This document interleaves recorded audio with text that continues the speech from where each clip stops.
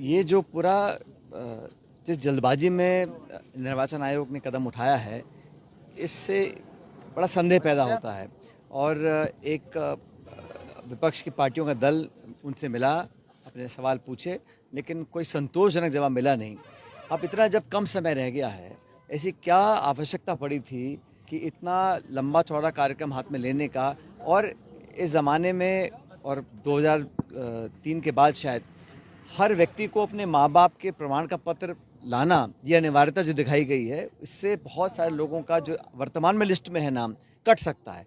और लोकतंत्र की ये खूबी है कि हर एक व्यक्ति के एक एक वोट की कीमत होती है। एक भी व्यक्ति अगर वोट से वंचित रहता है तो वो उस भावना के खिलाफ है जो संविधान में लोकतंत्र के माध्यम से हमको दी गई है। इसलिए निर्वाचन आयोग ने जो किया है, इसकी क्या ज़रूरत पड़ी और क्यों करना पड़ा।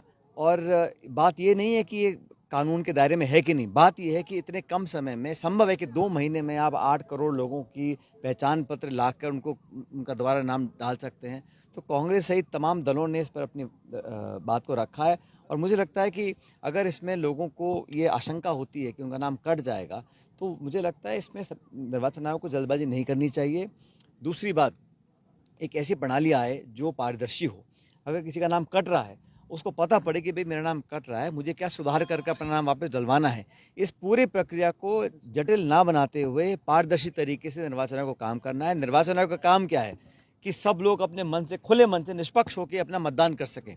अब आप उनके मन में भय पैदा कर दो कि हमारा वोट कटेगा और फिर एक कन्फ्यूजन पैदा हो जाए, ये सही नहीं है। तो बिहार और बिहारी को क्यों चुना भाई? जब चुनाव वहाँ पे 6 महीने 5 महीने बाद चुनाव है, तो किसी और राज्य में शुरुआत को कर सकते थे। लेकिन कहीं ना कहीं उनकी मंशा पर संदेह उठ रहा है। और क्योंकि वो एक ऐसी संस्था है जो संवैधानिक संस्था है, तो उनको अपना पक्ष रखना चाहिए ताकि लोगों के मन में 1% भी कोई संकोच या संदेह पैदा ना हो कि हमारा नाम कटेगा या हमको प्रक्रिया से दूर रखा जाएगा।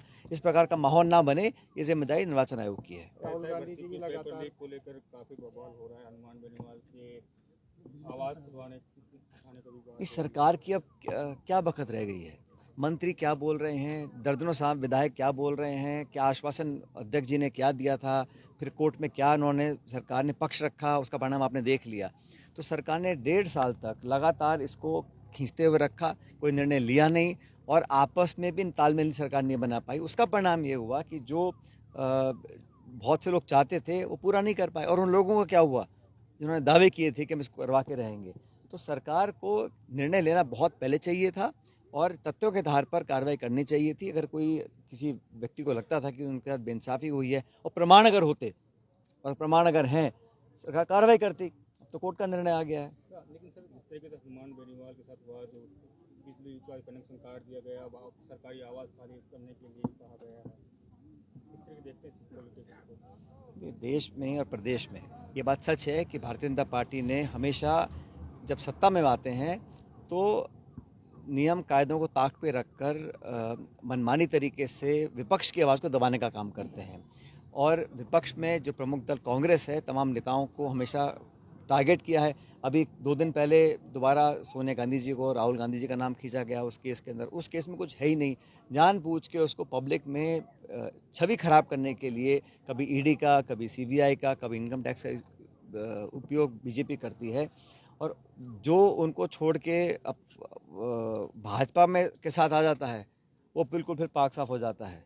तो एजेंसी जब तक है, जब तक आप विरोध में हैं, आप वैचारिक विरोध करोगे तो आपको तंग करेंगे, पुलिस भी आएगी, छापे डलेंगे, रेड भी डलेगी। आप उनके पक्ष में आ जाओगे तो सब साफ हो जाता है, सब मामला इधर उधर हो जाता है। तो इस प्रक्रिया, ये कार्रवाई भाजपा करती है, ये दिल्ली भी करती है, जयपुर